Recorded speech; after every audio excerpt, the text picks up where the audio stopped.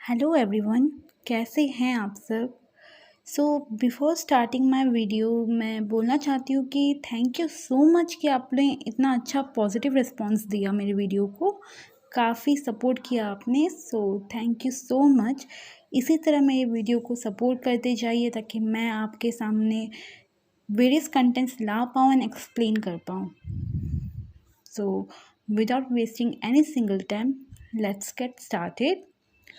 मेरे last videos में मैंने डिस्कस किया था about financial institution, primary market, meaning of capital market and क्या रोल प्ले करता है कैपिटल मार्केट। तो आप में से जो भी ये वीडियोस को नहीं देखे हैं, प्लीज़ वीडियोस को चेक कीजिए ताकि कोई कंटेंट मिस ना हो। Now let's get started about the next concept.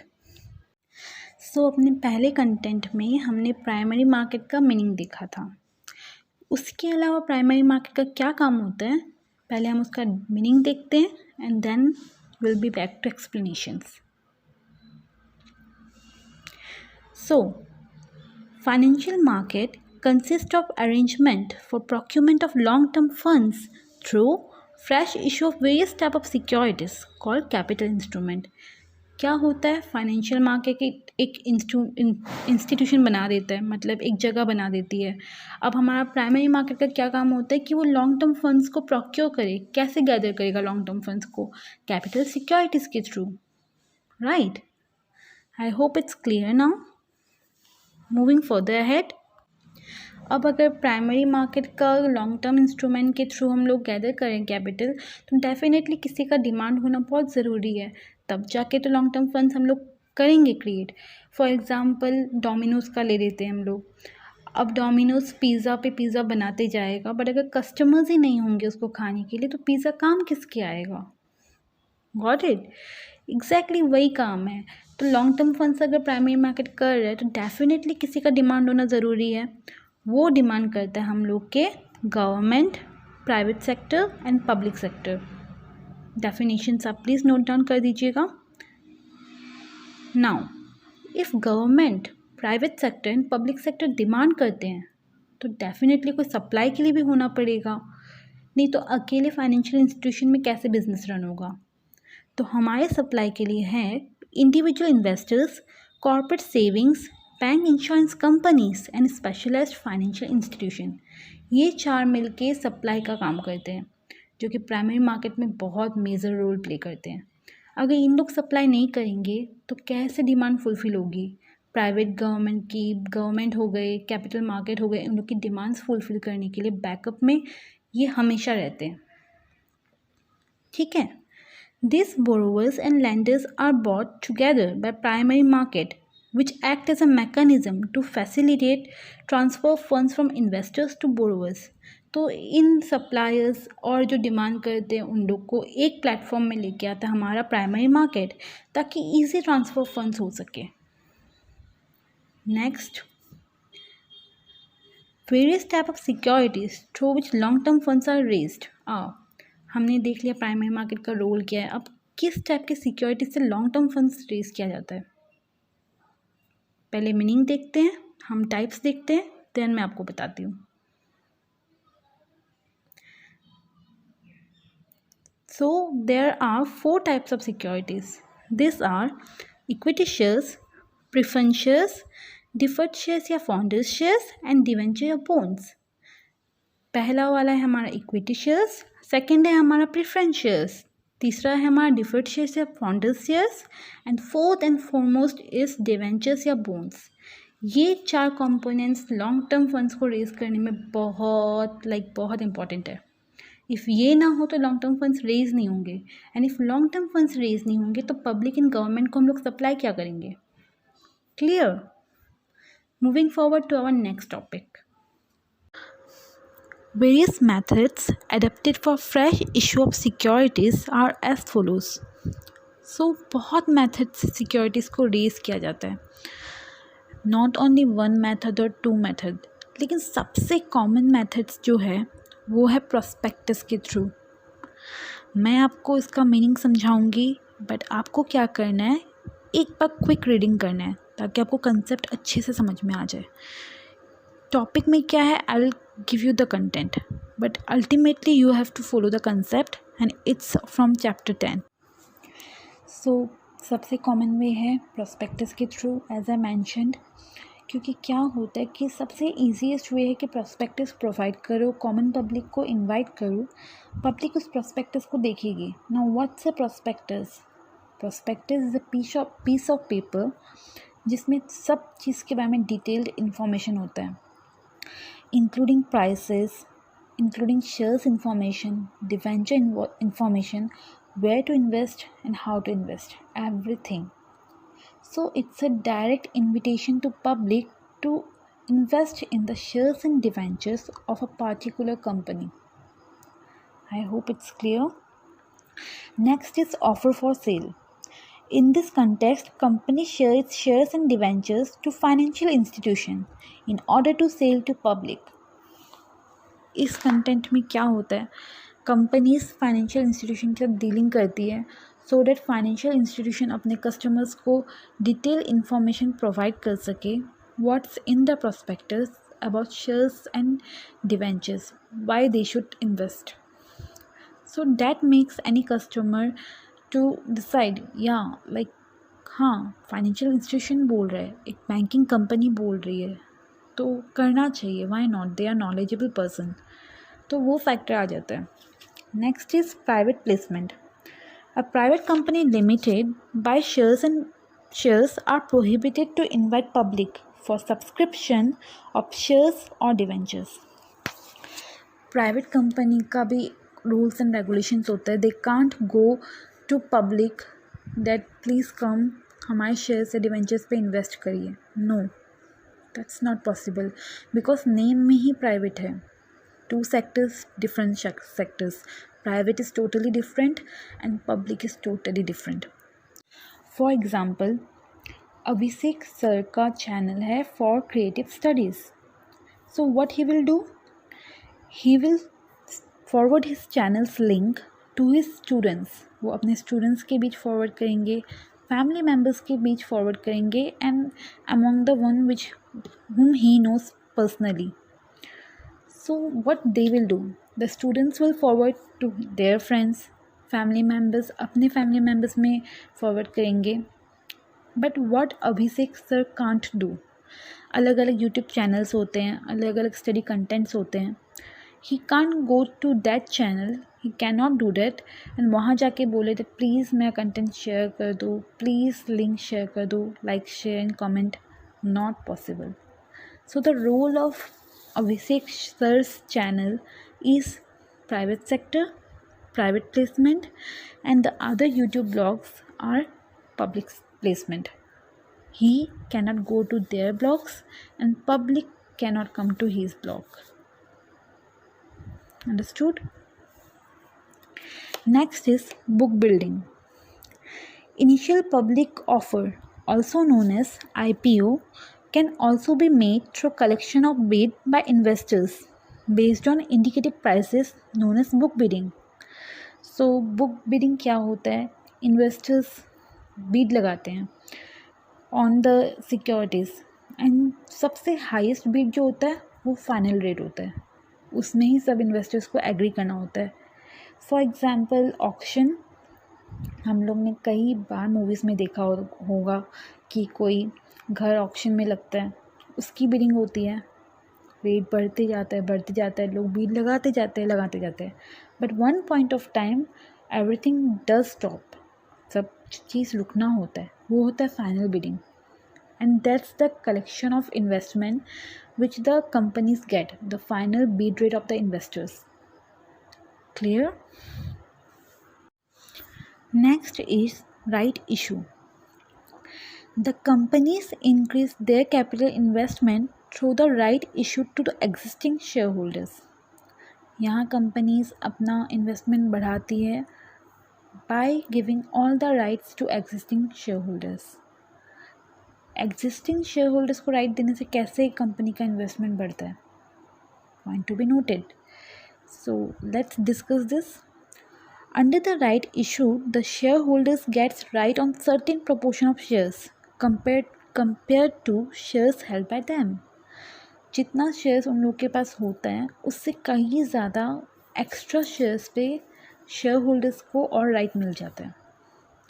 तो जब शेयर होल्डर्स को और राइट मिलेगा तो शेयर होल्डर्स ही तो बाकी इन्वेस्टर्स को अट्रैक्ट करेंगे that you have to invest in our securities, we have more securities and this securities can give you this benefits: more investors, more investment, more capital formation.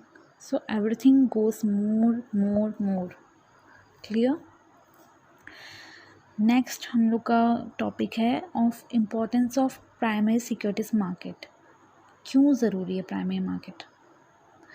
So primary capital market have a great significance in India.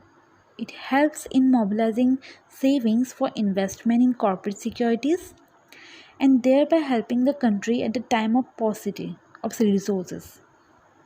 क्या होता है, primary market होना बहुत बहुत बहुत ज़रूरी है दो चीज़ के लिए.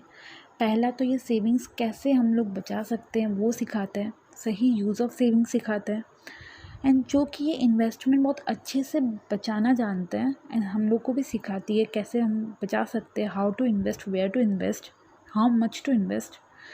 तो कभी भी अगर कंट्री में कोई स्कैरसिटी हो रिसोर्सेज का या इकोनॉमिक कंडीशन कभी कभी बहुत ख़राब हो, so primary capital can help our Indian economy to face that face and get back on track कि हाँ आपको नीड है हमारी, हम आपको हेल्प करेंगे and we can grow better. Clear? It help companies in raising long term funds without difficulty. तो आराम से companies long term funds securities के थ्रू रेज कर सकते हैं, जैसे शेयर्स हो गए, डिवेंचर्स हो गए, कोई दिक्कत नहीं आती. आइए आप प्लेटफॉर्म में आइए, अपने सिक्योरिटीज़ को बाय कीजिए, सेल कीजिए, नो इश्यूज़. फ्री ट्रांसफॉर्मेशन होता है, free transformation, free trading, no difficulty at all. Next, it facilitates transfer of resources from savers to users through which rate of capital formation is accelerated. क्या होता है, जिसके पास money हो या resources की बहुत ज़्यादा कैपेसिटी हो, उसने बहुत सेव करके रखा हो, सेवर्स जिनको नीड होती है उस रिसोर्सेज की या मनी की, यूज़र्स और बोरोवर्स बोलते हैं उसको. तो क्या होता है कि प्राइमरी मार्केट एक जगह बना देता है एंड ए लिंक प्रोवाइड कर देता है between savers and users, so that at the time of need savers can give resources to the users. और इससे क्या होता है, यूज़र्स के पास हमने टाइम पे सेवर्स ने अपना मनी या किसी भी तरह से हेल्प किया, यूज़र्स अट्रैक्ट हुए, now they are loyal to the company. उन लोग इन्वेस्टमेंट करेंगे और अपने इन्वेस्टर्स को अट्रैक्ट करेंगे, लोगों को बोलेंगे कि that company help me when I was totally alone. वो उस तरह से एक लॉयल इन्वेस्टर बन गया and he will attract more investment, more investors, more investment, more capital formation. Again the concept of more and more. Next, it helps in promoting education for small sectors.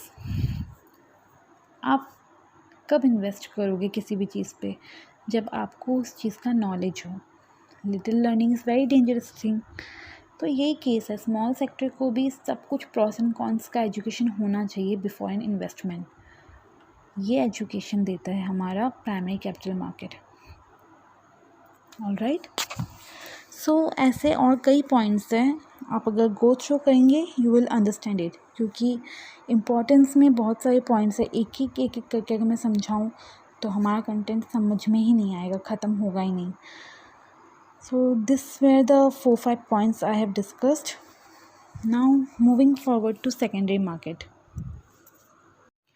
So before discussing what secondary market is all about, definition we have gone through it, but exactly क्या है secondary market, ये जानने से पहले कैसे secondary market actually आया. It is also known as stock exchange market. कैसे आया, क्या क्या इसने चेंजेस देखे अपने टाइम में, किसने इसको सपोर्ट किया, ये जानना बहुत ज़रूरी है ताकि आप अपने कंटेंट को और बढ़ा सको. विथ डैट आपको भी पता होना बहुत ज़रूरी है. So, the first organized stock exchange or secondary market was started in 1875. First stock exchange it came in 1875 in India और वो कहाँ आया? मुंबई में. मुंबई 1875 में बॉम्बे के नाम से जाना जाता था, इसीलिए इस स्टॉक एक्सचेंज को बॉम्बे स्टॉक एक्सचेंज भी बोला जाता है. So as per this point, first stock exchange in India came in 1875 known as Bombay Stock Exchange. It was supported by Allahabad Stock Exchange and Kolkata Stock Exchange. जब हमारा मुंबई में हमारा stock exchange का काम स्टार्ट हुआ known as Bombay stock exchange 1875 को ये आया. उसके बाद ठीक 1875 के बाद 1894 को आया Allahabad stock exchange for the support of Bombay stock exchange and then फिर कोलकाता स्टॉक एक्सचेंज भी आया 1908 में. तो पहले Bombay stock exchange, then Allahabad stock exchange, then our Kolkata stock exchange. The number of stock exchange was 7 in the year 1939. पहले एक था, फिर 2 हुए, फिर 3 हुआ. But at the point of 1939, there were 7 stock exchange in India. जो आगे जाके बढ़ते 1945 तक 21 स्टॉक एक्सचेंज हो गए. कैसे हुए? क्योंकि सेकेंड वर्ल्ड वॉर के टाइम मनी मेकिंग एक्टिविटीज़ बहुत बढ़ गया था. फॉर डैट काफ़ी अनऑर्गेनाइज स्टॉक एक्सचेंज भी पार्टिसिपेट हुए, उन्होंने भी पार्ट लिया, क्योंकि मनी बढ़ाना किसको नहीं पसंद ऑब्वियसली. सो इस तरह से from 2 organise stock exchange it went to 7 organised stock exchange and then including the support of unorganized stock exchange, the ratio went to 21. Clear? As number of stock exchange securities started to operate without any organized setup known as curve market. As I said, पहले organized आया, फिर देखते देखते unorganized ने भी participate कर लिया. अब unorganized stock exchange के लिए एक नाम दिया गया है. They are known as curve market. Do not forget curve market to mention it. Next, so Securities Contract Act was passed in 1956 for recognition and regulation of stock exchange. जब number बढ़ते गए, स्टॉक एक्सचेंज बढ़ता गया, unorganised भी आ गया. अब without any name कोई भी ऑर्गेनाइजेशन नहीं चल सकता. It can not go without any name. Even a company cannot run without any name. So फिर स्टॉक एक्सचेंज को एक नाम देना बहुत ज़रूरी था, एक पहचान मिलनी बहुत ज़रूरी थी. जो पहचान इन लोग को मिला सिक्योरिटी कंट्रैक्ट एक्ट के थ्रू 1956 में, एंड इस तरह से स्टॉक एक्सचेंज का एग्जिस्टेंस आया. स्टॉक एक्सचेंज में एक जान आ गया. Sorry for the interruption. The stock exchange market who failed to attract the investors were de-recognized, and at the time of 1980, number of stock exchange markets were reduced to 7. 21 organized and unorganized stock exchange market तो आए, no doubt, बढ़ा, but कई stock exchange market वैसे भी थे जो fail हो गए, like they were not attractive to attract the investors towards them. इसलिए जो रेशियो 7 to 21 गया from 1939 to 1945, at the time of 1980s के टाइम में वापस वो 7 में आ गया. Clear? By the time of 1980 there were 9 stock exchange in the country. All total 9 stock exchange बचे, and at present we have 24 recognised stock exchange. इतने changes ups and downs देखने के बाद finally we have 24 organised stock exchange and recognised stock exchanges, out of which 22 है हमारा regional stock exchange and 2 है हमारा national level stock exchange. Note it down. Next, national level stock exchanges are. किन 2 stock exchange को national level का national level तक पहुंचने का मौका मिला, वो ये दो हैं, national stock exchange NSE and second is over the counter exchange of India OTCEI, over the counter exchange of India. इन दोनों को प्लेसमेंट मिला नेशनल लेवल में security exchange board of India SEBI को रिप्रेजेंट करने के लिए, स्टॉक मार्केट को रिप्रेजेंट करने के लिए, and both have a same location, that's Mumbai. A stock exchange is organized as an association or companies having limited number of members। अब हम लोग ने उसका वजूद जान लिया, हाउ इट स्टार्टेड, आगे कैसे बढ़ा, कौन नहीं पार्टिसिपेट कर पाए, किसने पार्टिसिपेट करके किसको जाना पड़ा। फाइनली ये सब होने के बाद स्टॉक एक्सचेंज एक ऑर्गेनाइज्ड एसोसिएशन और कंपनीज के हिसाब से काम करने लगा, लेकिन with limited number of members. Not like कोई भी आओ पार्टिसिपेट करो एंड काम कर दो, no. Even if companies have some rules and regulations, so does the stock exchange do have some rules and regulations। तो लिमिटेड नंबर ऑफ पीपल्स का placement था, उन्हें अलाउ किया जाता था, वही इसमें पार्टिसिपेट कर सकते थे। Clear? It is open for transaction only for its members.